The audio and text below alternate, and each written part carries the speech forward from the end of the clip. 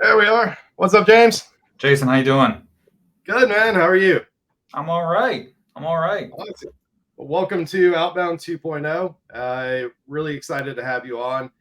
For those not familiar, James Godwin is a 3X sales leader. He's going to be sharing some insights today on educating sales and marketing on their markets, not just the product they're selling, as well as turning sales reps into subject matter experts, have deep conversations with their prospects, and then the systems, not tech, required to put these strategies in place. So we were chatting a little bit before we hopped on. James, these are near and dear to my heart, and things that it's always forever going to be a mystery to me that like this is not the way everybody does it. But nevertheless, it is the way the majority of people run these, with silos between teams, and not enough communication, not enough alignment, all of that stuff. And having been a demand gen marketing leader for pretty much my entire career, like I know how hard it can be to do that, and it's not something you solve by tech. It's not something that you can just say, hey, we got a new tool, and that's going to do it. So, kick us off here. Where did your interest in this really originate from? What were you seeing? Yeah, I mean, so part of my experience, and really happy to be here. Love the RevGenius community and all of the content that we're pushing out here. It's just fantastic. Part of my experience is really informed by jumping between industries, and that's been seen kind of as a little bit of a negative. I've spoken with folks, that I work with, on a client basis, and part of the concern is always like, well, you don't really have experience in real tech. Well, you don't really have experience in as much experience in fintech that we're looking for. I think a lot of the time, SDRs, account executives, marketing managers, customer success managers will get that same response, in the interview process. Like, well, you don't really know the industry. And I just find that fascinating, right? I mean, especially considering that I've jumped industries 4 different times, crushed goals in every single role. And it really is by taking a methodical approach at understanding the industry, not just the product that I'm selling. But for whatever reason, we tell all of our new sales reps to just be stupid about the market and get smart on the product. And still, we expect people to just go out and solve problems, not sell the product. It's just totally upside down. Absolutely. Well, I mean, I think a strong argument could be made that the bulk of what we've been doing the last 15, 20 years has been upside down.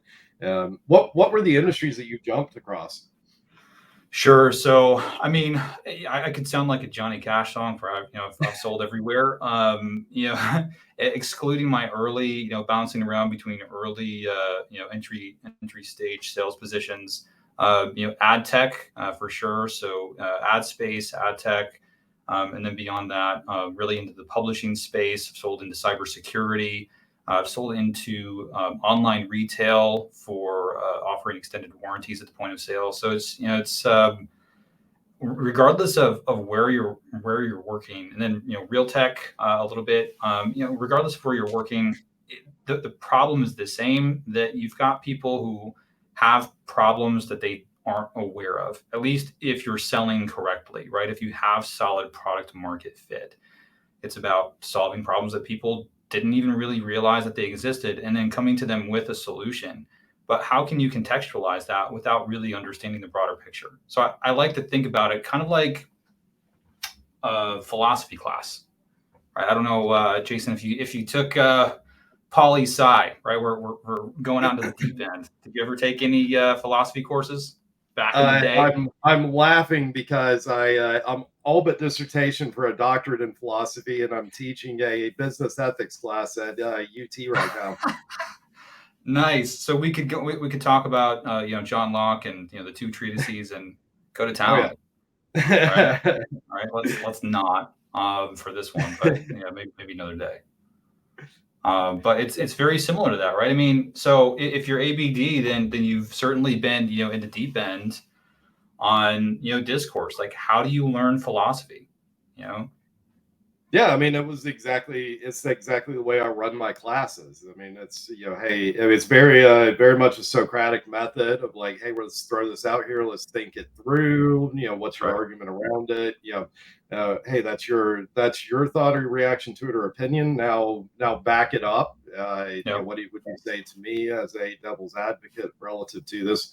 We were doing this relative to marketing ethics as far as deception, manipulation, and autonomy last night, actually, Nice. which for me is actually one of the most fun like business ethics pieces or topics you go into, because I think very little goes into that respect for autonomy, respect for people's decision making better than marketing. And holy hell, is it like a very great giant gray area. It's really hard to find where you plant your sand or plant your flag in the sand relative to those things. Yep. 100%. 100%. So one of the things that you mentioned there was product market fit. In my experience, like one of the most effective ways for gauging and dialing in product market fit is getting alignment between sales and marketing, so they're having that two-way conversation. Talk through sort of what you've seen on that side. Sure. I mean, so having reached across the aisle and actually grown a couple of marketing, business development teams, RevOps teams, as well as sales, it's pretty ironic how much we expect marketing and sales to work so well together. Yet from the start, the way that we position it, we kind of pit them against each other. Right? I mean, marketing does research and understands the problem just in terms of, we have our product marketing, we have, competitive analysis and, battle card creation, which leads into our sales enablement teams to supposedly equip our salespeople with what the information that they need just in time, at the right point. But it needs to be a continuous loop. At the same time, what I've seen, right, to answer your question, is that while we don't really empower our salespeople to join that conversation, yet we want them to just give us the intel that they received like a recording machine. It's like, no. We're not interested in your opinion. Just tell us what the customer said. It's like, you're not smart enough to join the conversation. Just tell us what the customer said. And yeah, and I think that highlights. Yeah, I mean, I think that highlights one of the things we led with, which is like tooling is not the answer. And in a lot of cases, tooling is exacerbating the problem. So if you're using like recording tools like a Gong or a Chorus or something like that, then oftentimes operationally the answer is like, hey, we're going to give marketing access to the calls. And now sales is those actual salespeople are completely out of the loop. That's right. It's just marketing going and like, hey, yep, we don't need to talk to you. We've got access to the calls. We're reviewing those. So we've got everything that you could give us. That's right. Well, and of course, with the way that artificial intelligence is exploding right now, there's of course going to be even deeper debate around, well, what about the analysis that AI is going to be able to supplement based off from, conglomerated calls over the course of, the last, 120 days. We can get VOC, feedback, just straight from AI. It's like, no, you can't. There's still, I will out wordsmith ChatGPT any freaking day, right, on my outbound emails. Or really any part of the sales cycle. And I'll also be able to connect the dots just with the human element. We need to be able to also give that permission to our salespeople. But it's more than just, at least from my perspective, like we start to see exponential returns on that when we give sales SDRs, customer success managers even, right? I mean, I know this is like, how to equip your sales and marketing team, but it really moves throughout the entire customer life cycle. Is giving our people on the front lines permission to be smart enough to have an opinion, right? And rather than just being jarheads to, fire whatever wordsmithing we've done. We may be equipping them with a banana without knowing it. 100%. And what you just highlighted there, as far as like a full funnel, full life cycle process, you'll never forget whenever growth as a concept first started coming out of Silicon Valley, came out of Facebook originally and, sort of proliferated from there. It was like, oh, holy shit, there's a name to this thing that I've been doing. It's like, so people are actually catching on. There's a philosophy to it. There's a way to actually be able to operationalize this, all this stuff. But yeah, and I mean, I think I owe most of it to the fact that, I grew up in bootstrap startups. The bulk of my career has been in bootstrap startups. So like, it was never a luxury to be able to say like, I'm not worried about revenue, or I'm not worried about how Right. well this stuff converts. I never had the ability to say like, yeah, I'm just focused on lead volume, or I'm just focused on MQLs, or Yep. whatever else. Like, I had no choice but to track this shit all the way down to closed one, and then all the way even down into, how's the product performing relative to new features being rolled out, what's happening with Mhm. churn, you name it. And huge things happen whenever you get alignment, not just between sales and marketing, but through the entire life cycle. And I That's think right. that That's right. is one of the, I think people are starting to at least get the message or ask the questions around sales and marketing. But of course, as it gets more complex and you add more people into the equation, then it takes longer to sort of get arms around. But that's really where it starts to accelerate, in my experience, is that the more that you get that integrated across, the better it is.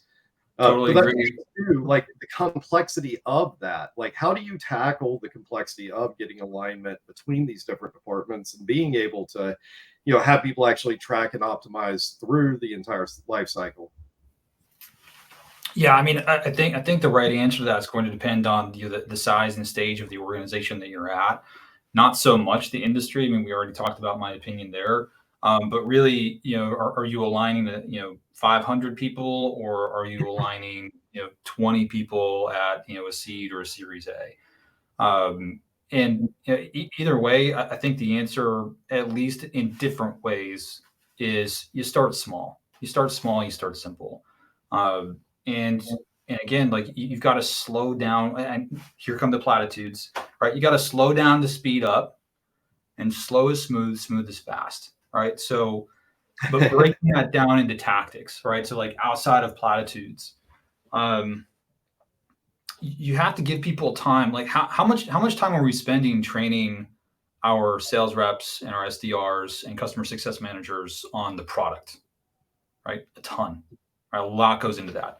They're training typically, I mean, we'll say it's an intensive 2 to 4 weeks training program, especially in SaaS, but service very similarly. We'll say it's 2 to 4 weeks, but really education continues over the first 90 to 180 days just on the product. And of course, that depends on what your role is. As a salesperson, and this is another good example, you're told, well, don't get too technical on the product, right? And to an extent, I agree with that. I want people to be able to whip out a solid, shiny, customized demo to a particular buying persona's problems and have an engaged, value additive conversation. But I don't necessarily, if we're talking about a technical product like in cybersecurity, I don't expect them to be able to understand the complexities of making API calls. But I do expect them to understand the importance of making API calls and how that works into the overall ecosystem of problems that their buying persona is trying to solve. And so it's really taking a step back from there, because we all started like prospecting. It's like, okay, if I give you a workbook of buying personas and I tell you what these people are trying to solve for and what their pain points are, that's a good starting point, but you need to have deeper context around that. And you need to not just take someone else's word for it. That's why I brought up the whole idea of like the analogy of a philosophy class. You don't go into poli sci, read Kant and Locke and Schopenhauer depressed me for weeks, like for weeks, right? But you don't read those and then be given a statement opinion on, and this is what they mean, and that's the end of the course. Congratulations, you now have passed philosophy. The whole point is that you come to class prepared to discourse, because these problems are in we're not talking about data at rest for problems that we're solving. Like, this is data in motion, right? The problems are continually evolving. Look at how rapid the market of artificial intelligence is going. Like, we've got people who still think that it's just a fancy toy.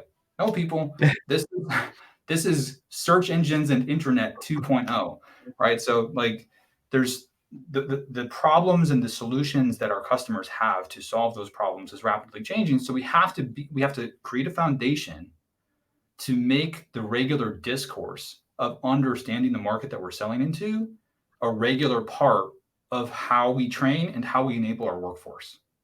So happy to bounce back and forth on that, but we can also just jump into some practical application.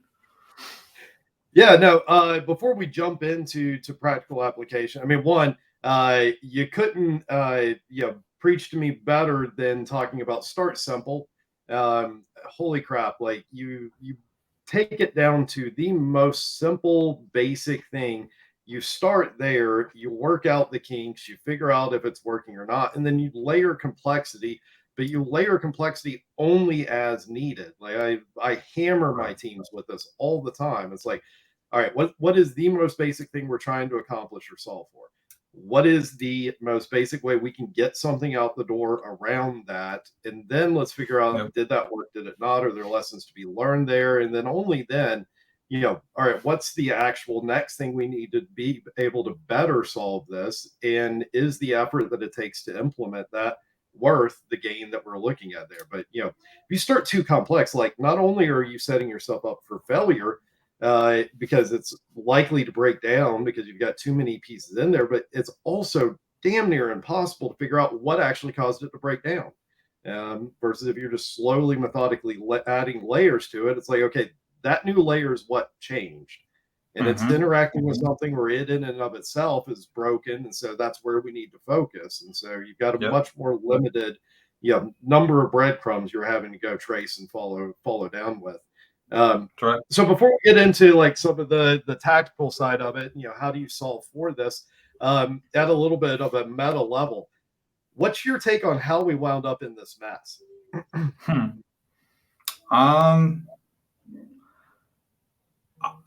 I think it's where we came from, as an industry, and I want to call it, as an industry in revenue.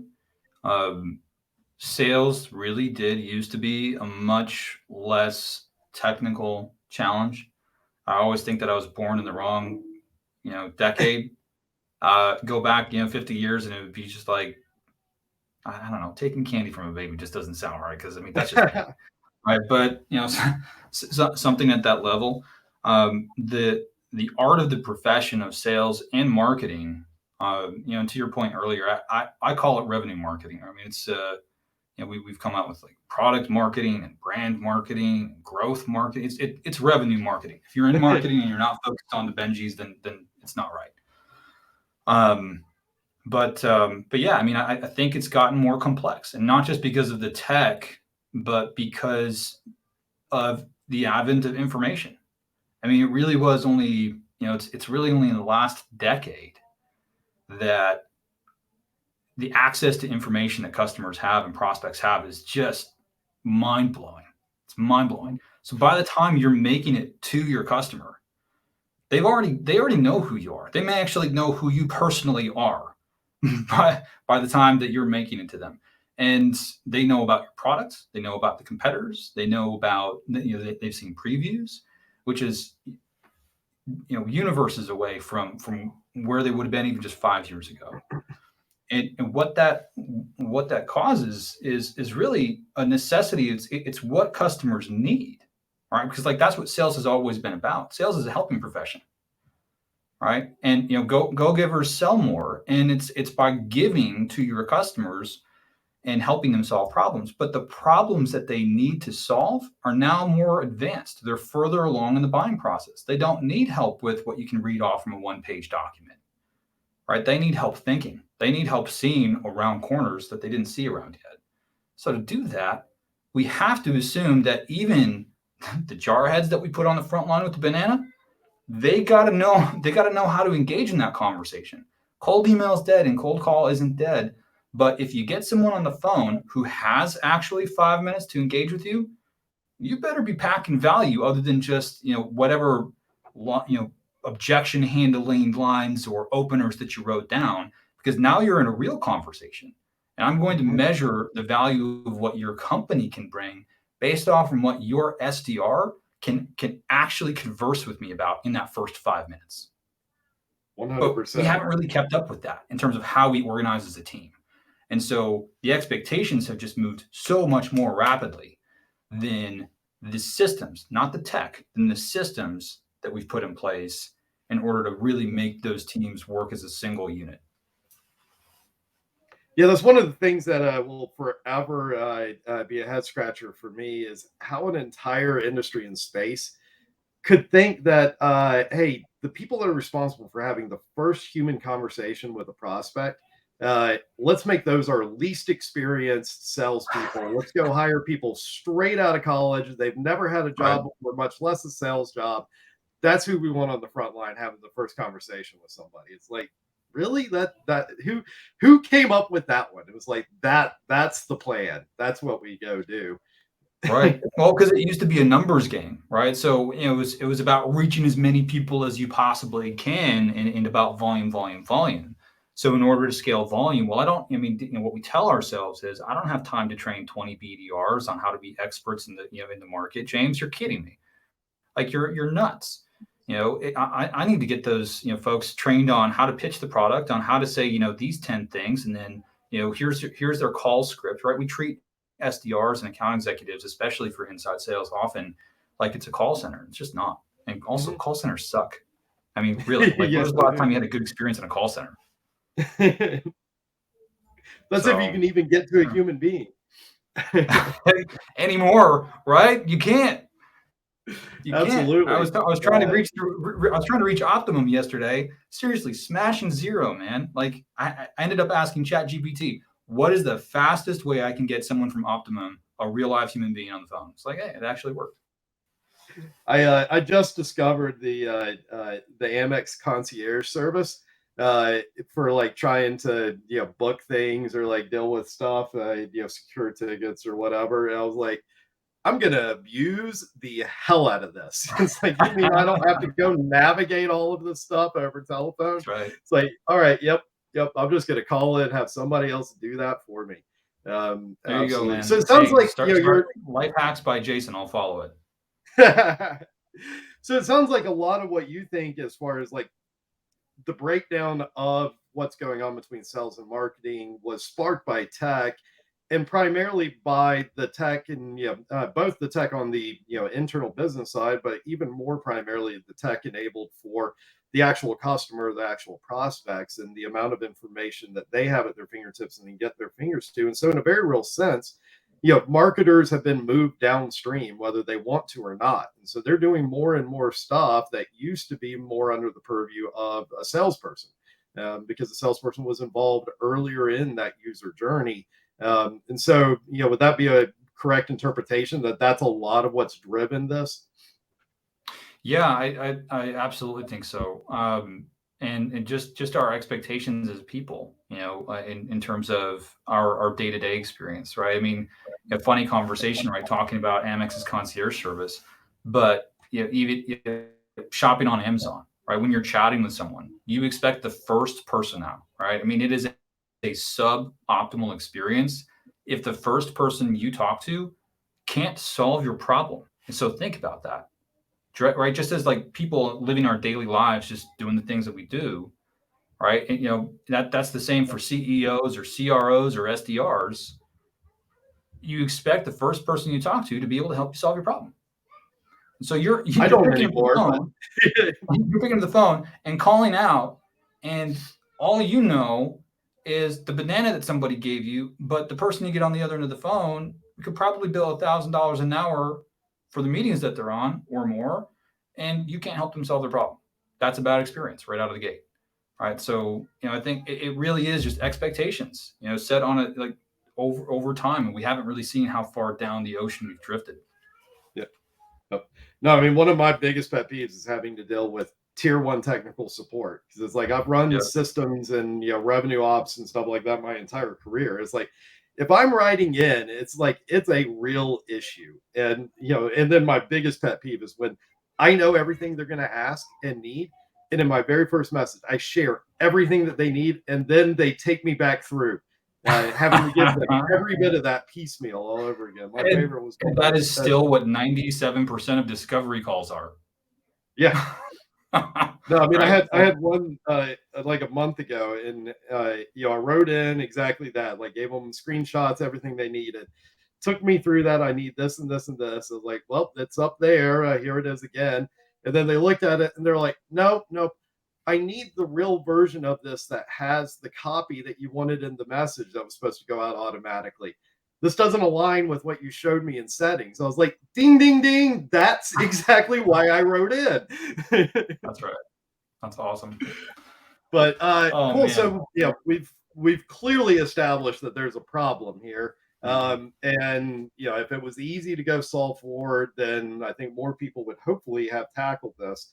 What are some of the things you've seen that have been effective for teams that, okay, if they're sitting here listening to us and it's like, this sounds an awful lot like us, but where do we go? What do we do to try and turn this battleship? Because it's been the way it's been done for however long. We've got stuff that's ingrained in, and processes created and people trained and all of that stuff.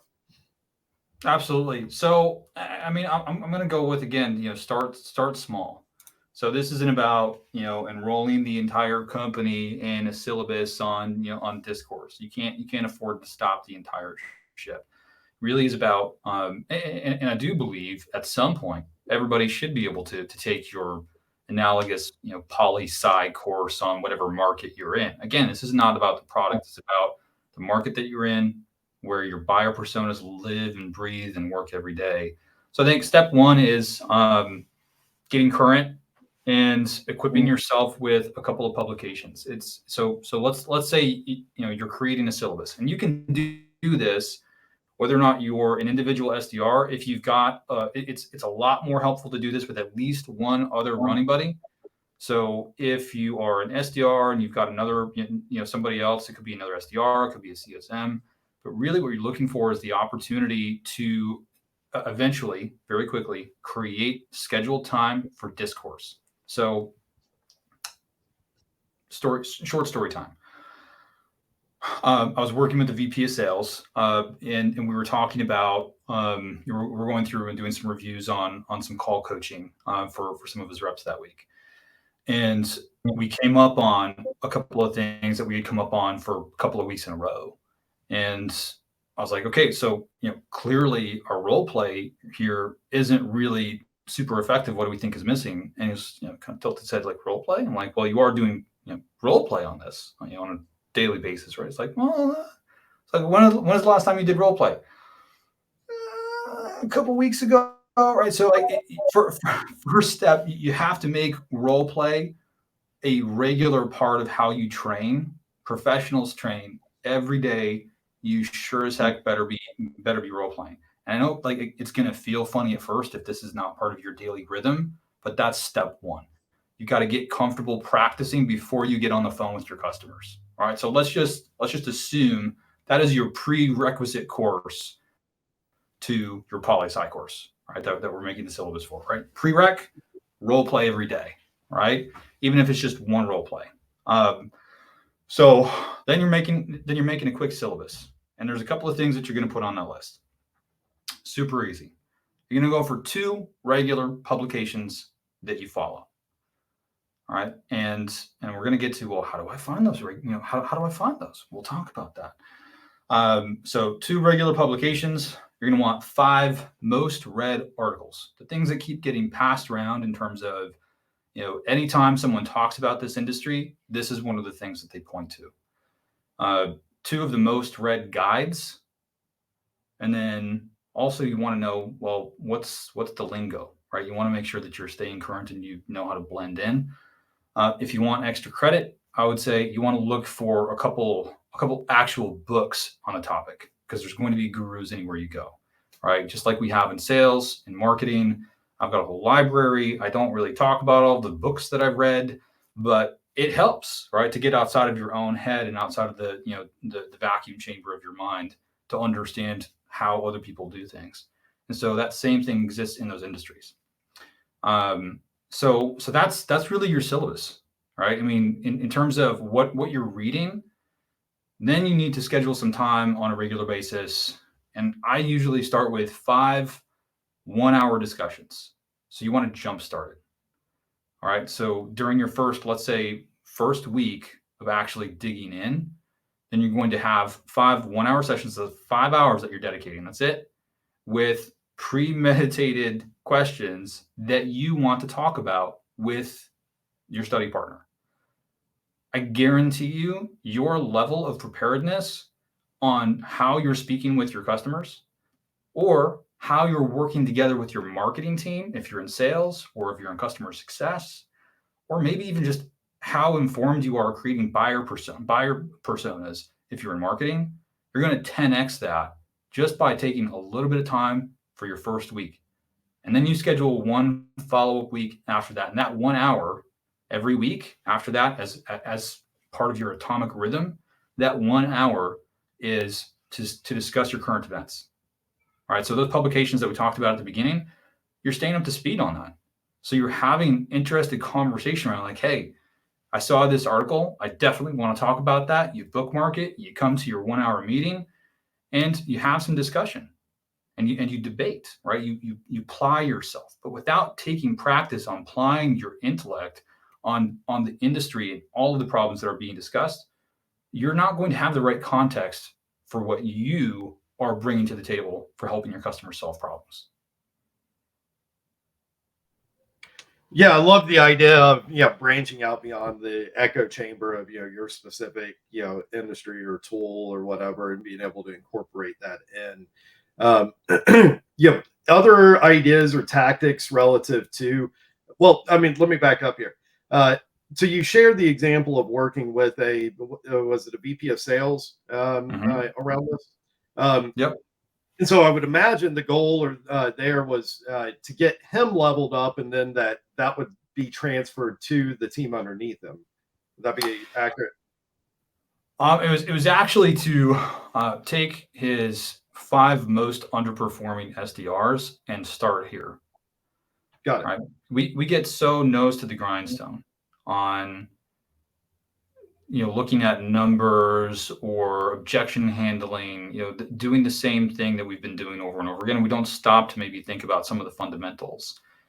This goes back to really training. So there's one other concept in here too, is what are we telling our up and coming professionals in our space when we say come in but don't have an opinion?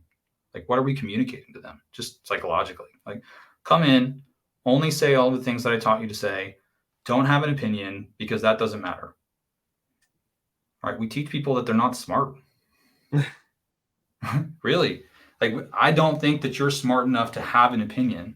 And so a lot of it is, and this actually was a really solid breakthrough for one of the best CSMs on one of my teams that I've ever had the pleasure of working with. And real smart dude, but never gave himself permission to have an opinion about solving problems when working with his customers. And that was a breakthrough. It's just like, I get to have an opinion, but the most important piece on the flip side of that is you get to fucking be wrong, right? You get to say wrong things, and that's okay, right? Because it's the takeaway is you've got to engage, right? You have to care about the problems you're selling. Otherwise, you're just selling a widget, and 50% of winning a deal is giving a damn. Oh, absolutely, absolutely. So what do we do with managers that have been either trained or they're really only comfortable with that sort of micromanagement? Everything needs to fit within a template type mindset, so that they can understand, because it's a very different motion. It's a very different way of approaching managing teams, stuff like that. I mean, I know from experience, I've worked with CEOs that expected me to do that. Hey, I need a morning and evening daily sales report. I need to know everything that you're doing. It needs to all be on script. I need to be able to go and monitor that. I need to, and that is not me. Suffice it to say, he and I didn't work together for very long because I was like, this ain't gonna work. But because the other way, the way that I typically manage it, and I tell my team members as I'm interviewing them, I was like, and this goes back to like primarily working at bootstrap startups, but even in venture back, like this has been the case more often than not. It's like, I'm interviewing to fill a position because we're one of two things. We're lacking expertise or we're lacking bandwidth. And it's usually a combination of both.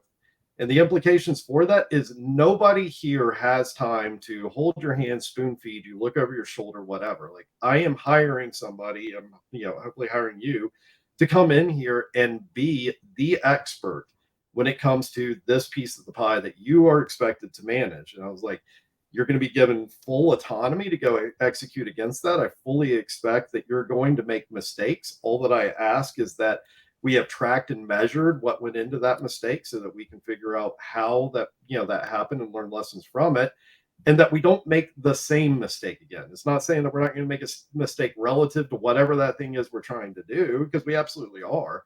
But let's not go be idiots and go do the same thing all over again whenever we already established it doesn't work. But it's a very different mindset. It's a very different approach to management and go to market than the other side of it. So, what do we do with, that management layer that doesn't have that experience or doesn't understand how that works, or is really uncomfortable with that lack of control? Yeah, I mean, I would say it's not a this or. I'd say it's probably more of a this and.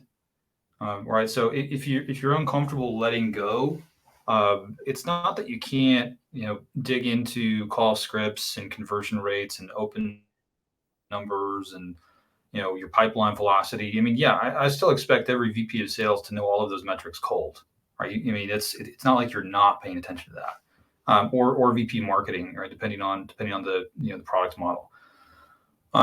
But it's about understanding that there are influences to, let's say, pre-influence the success that your reps are going to have. How do you get 90% plus success rate when you hire SDRs and account executives and CSMs? It's not just because you're a rock star at finding A players. It's because you have a rock solid system of training and enabling any player that you bring onto your bench. They still have to be capable and driven in order to do that, but most people are. And I would say it's not for everybody. Right? No, it's definitely not. In fact, I find it to be oftentimes fairly binary between and both sides of the equation. The managers that are comfortable with it, as well as the team members who are okay with that. I mean, there's plenty of people out there that are like, I want to be, thoroughly trained and brought in, and this is the playbook, and I'm not expected to depart heavily from it, and all steps are mapped out. And so it's like, gonna come in, punch my ticket, do what's expected of me, and then leave. And I mean, obviously there's a lot more required as far as like creativity and paying attention and sort of hey, how could we might do this better and stuff like that. And so for the most part, like people that haven't been a fit with that other model have self-selected out on me and done that pretty quickly. And so I think there's room for both sides of it, but I think there's also sort of an innate comfort level and way that you sort of approach things on both sides of the equation. For sure. And I would say anyone who wants to dip their toe in the water, just drop me a connect on LinkedIn. Drop me a DM or reach out to me on the RevGenius community, and I'm happy to drop a very simple template and a set of instructions on how to walk through. That it's really a simple like 2-3 step process. Like number 1, create a syllabus. Number 2, create a study group. Number 3, set a schedule and create a habit of giving yourself permission. And I'd say like, well, all right, so 4 steps. Give yourself permission to have an opinion and be wrong. And rinse, repeat, do that on a regular basis. You would be surprised. And that's training you cannot record, right? So that's not right. Give somebody access to Gong, library all of your best calls, listen to these, and now you too can go sell, or now you too know everything. It's about giving yourself an opportunity to build muscle where customers expect it to have an optimal experience. That's why we're doing it. And that's why it leads to higher performance rates. So if you're looking for like, where's the ROI as a sales leader or a marketing leader or a CS leader, it's because customers expect this now. So if you're not doing it, guess what? Your A players who are crushing their goals, it's just because they've gone out and figured how to do this all on their own, plus a bunch of other shit. I'm not saying like this is the only thing, right? But like, if you're not doing this, you can't do the stuff that comes after it. And A players and the entire revenue core understand that. Yep, absolutely. And yeah, I think, back to sort of your start simple model, one of the most effective ways I've had of, navigating this, especially relative to, different fits and comfort levels with it, is I'll usually find, and most of the time they come to me or like they raise their hand in some way that it's like, okay, yep, that's who it is. But I'll try and find like, 2, 3 members of the team that are like really dialed in, like they're asking questions, they're pushing back, they're providing insights. They're interested in what we're doing on the marketing and demand gen side. They're finding ways, how can I leverage this? And that's my skunk works. That's my go-to team. And so as we're testing new things, as we're figuring out new initiatives, especially when it requires alignment between roles and departments, I'll go to them, I'll bring them in, use them to work out the kinks. And it's back to that complexity thing. So only got like 2, 3 cats I'm herding, not a team of like a dozen where it's like, okay, are they not following directions? Is it user error? Is it like, hey, there's something actually fundamentally broken here that we need to address, whatever. But we'll work out all of those kinks, and then this is the critical part. We'll actually get a MVP out the door and gather some data around it. Because holy shit, Right. you want to see a sales team adopt and incorporate something new, put some wins from their peers in front of the rest of the team. And it's like, all right, yep, we're going to go do that. And so Yep. that's how you roll it out. That's how you get it into a place where it's ready to, at least in my experience. Absolutely. And I think talking about, well, what's one of the next steps, in terms of beyond individual rep success and enablement, what's one of the next steps in terms of seeing the benefits for that across your revenue org? And if you've now scheduled 1 hour a week for current event discourse, you can again, like thinking about building atomic habits here, you can schedule in another hour, let's say every 2 weeks, to it's a 2-part meeting to share between marketing. So marketing is now, and you can call it whatever excellence team, your revenue excellence team internally. Marketing is sharing what they've learned, and sales is sharing what they've learned. Right? It's a bi-directional training session, not okay, salespeople, tell us what the customer said, but okay, salespeople, tell us what you think. And we've now equipped everybody on the team. So going back to our poli-sci analogy here, how fucking annoying was it when that one ding dong in your class shows up and they didn't read the material, but they still just can't keep themselves from raising their hand and having a goddamn opinion, right? Salespeople, unless you do this, that's you, right? Like, and you have to earn permission to have the opinion, but it's not that much work. You just have to be invested in being informed, and it comes from more than the demos that you're doing and the single customers that you're speaking with. But if you do that, man, we can really just pour some rocket fuel on this thing, right? And I think your sales and your marketing teams can start having a really good time. Yeah, I mean, nothing's going to encourage people to keep doing something like success. But we spent the bulk of the time talking about like the sales side of the equation. How do you get the salespeople to a place where they can, start identifying, insights, being able to pass that back. But of course, you've got to have a willing and engaged marketing team on the other side of the equation. It takes 2 to tango. So how do you drive alignment between those two, especially given that you're as likely as not to have a marketer on the other side that like all of this is completely alien to them too? Yeah, I mean, I think some of it is letting go a little bit of control, right, and letting go of the outcome, and understanding that your expertise is being the Sherpa of the journey, right? When you're talking about, for example, if you pop quizzed most of your sales team, you'd probably get a different answer from every other one about what buyer personas are supposed to be used for. Most of them think it's a marketing tool. So marketing's over here doing all of this work that's just kind of going out into the ether. And so when we talk about equipping marketing folks, I think also, I think everybody right now is suffering from the do more with less itis, in corporate America. And so we spend less time, we give ourselves less and less time and permit less and less permission to invest in, the foundational habits that lead to better, more efficient work. And so for marketers, if you popped quizzed your marketing team, how many of them have actually gone out and read the 2 leading publications in the industry? So not like, so for example, and I went through this exercise. It took me 5 minutes. So just for everyone's like, oh God, I got to create a fucking syllabus, James.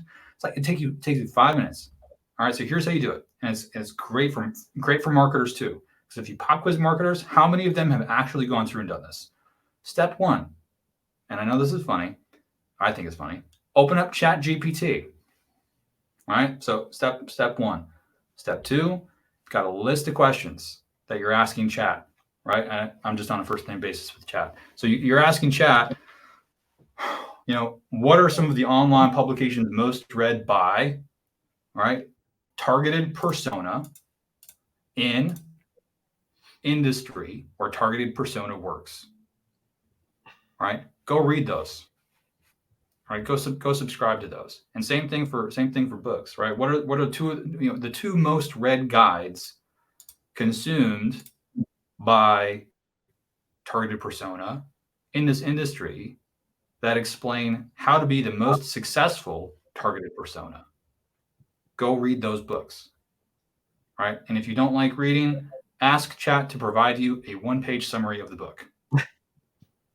Right? It really is just about taking time to invest in understanding, really truly understanding perspectives, not just you can get in some pretty surface level research.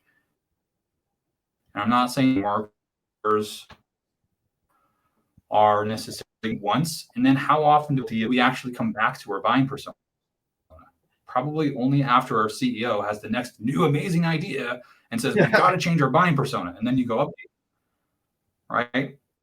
And we should take more agency in being the Sherpas of that journey on buying personas and bringing our sales reps into the conversation, bringing our CSMs into the conversation and saying, hey, once every 2 weeks, we're going to talk about what you've learned in the industry. And we're going to have a discourse around whether or not different parts of the buying persona can still be validated with what people are trying to solve for today. And guess what? There's more than one buying persona you should be using and discussing. So you've got a lot of material and a lot of work to do. It's not a lack of opportunity for work. It's that we just get busy doing all of the busy stuff before we slow down and think about, okay, how can we simplify this a little bit? Yep. So let's use that new buying persona as a good example here. New buyer persona is getting tossed around as a potential like new target, primary target, whatever. If hope to God you're doing some sort of testing evaluation around that. And so you need both a analytical approach, which is typically in the hands of the marketing team because they've got the tools, they've got the background, and they've got in particular the volume to be able to generate anything interesting from a data or analytic standpoint. And then you have like the subjective, anecdotal side of it, largely from the sales team. Obviously, it takes some nuance to effectively marry those two, and there's a lot of danger and risk in going too far one way or another. Any advice on how you navigate that or how you balance those, or is it mostly going to be contextual? I mean, a little bit of both. Don't experiment with more than 1 or 2 things at a time. All right, because you really don't need to in order to move the needle. So I think the contextual piece is, well, what's getting updated in the persona? Is it an entire shift? Is it a new persona that you're bringing into a targeted, curated buying, buying decision team? Is it a shift in a buying persona? So let's say, for example, economic downturn of 2023. All right, and everybody's shaking their hands in the air and saying, "Oh, the sky is falling." Well, so are most of the CFOs that are out there right now. And so CFOs, although they've been a buying persona in most of your buying decision teams, whether or not you knew it, they are now playing the more prominent role in actually be made more often than not. So, I mean, especially if you're talking about anything from tech or service, CFOs have given a lot of marching orders in the last just couple of months on go consolidate this, go find $250,000 or go find a couple $1 million on your P&L and figure out how to shave that off. And they're handing those orders out to the rest of the cabinet, and who are then handing that out to their VPs or directors. Depends, of course, on how big your company is.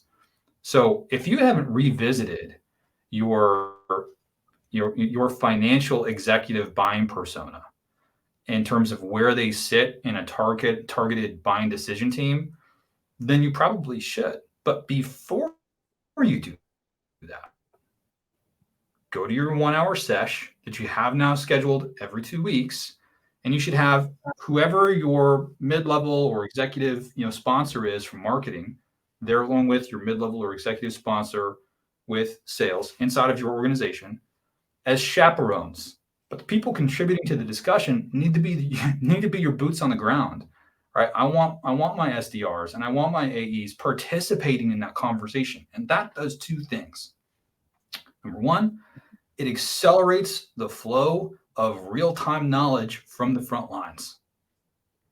Number two, it gives my sales reps and my marketing people, but especially the people who are customer facing on a regular basis, it gives them real-time reps, push-ups, right? In terms of building muscle on having an opinion with an audience. What do you think they need to do in terms of gaining gravitas, building gravitas and expertise to be able to pitch to a boardroom or do a multi-person demo, or be surprised with having more than one, influencer on on an outbound call?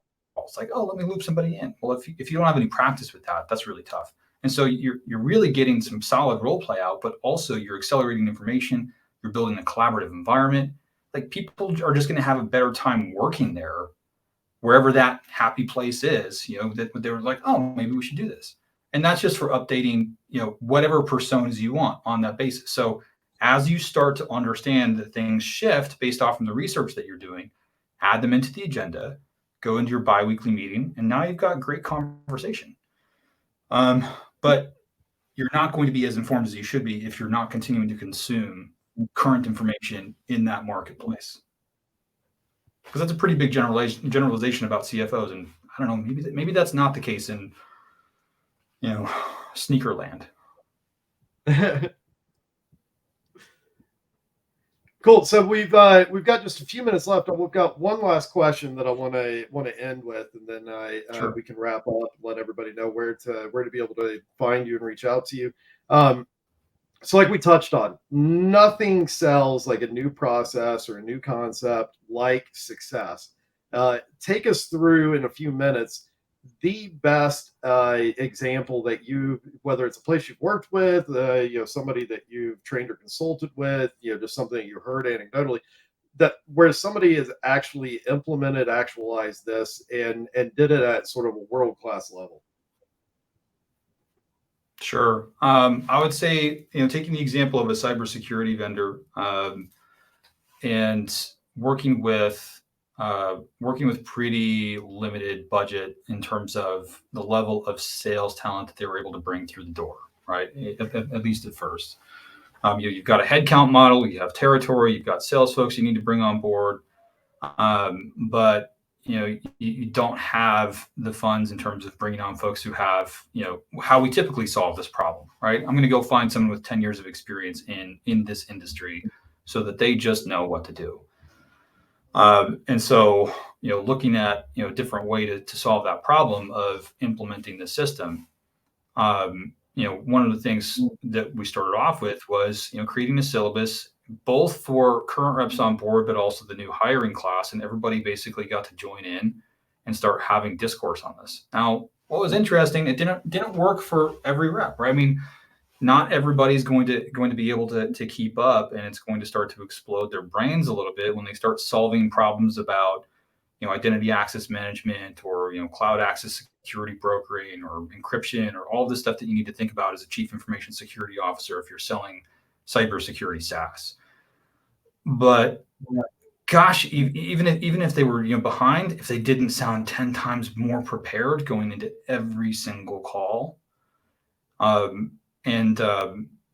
I mean, we can talk about win rates and conversion rates, but I mean they most definitely went up, right? And I think the biggest thing that we noticed was really salespeople having a much better time doing their job. Especially folks who didn't come with prior experience, either at that level of sales or in the industry. It was, I think, just really empowering, which is a really big ingredient that I think a lot of people are missing today.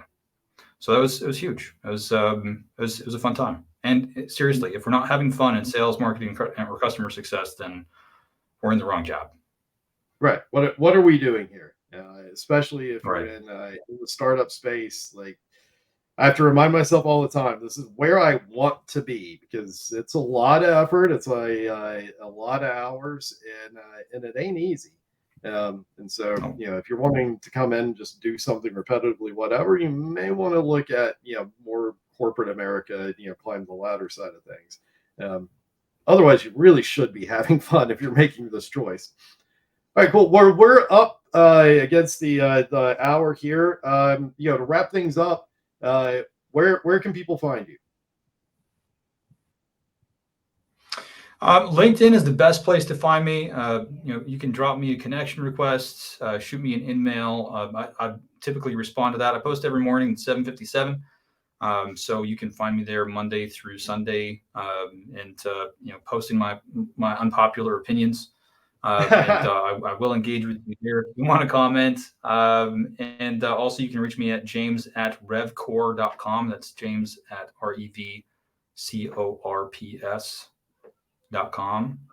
And hit me up. Happy to connect. Awesome. Well, thank you so much, James. It's been an awesome conversation. We definitely need to circle back up on some stuff outside of directly sales or SaaS. Definitely curious to hear the story on the interest and background on the poli-sci or philosophy side on your side of it. So let's make sure we reconnect on that one. But thank you so much for joining us today. This has been great.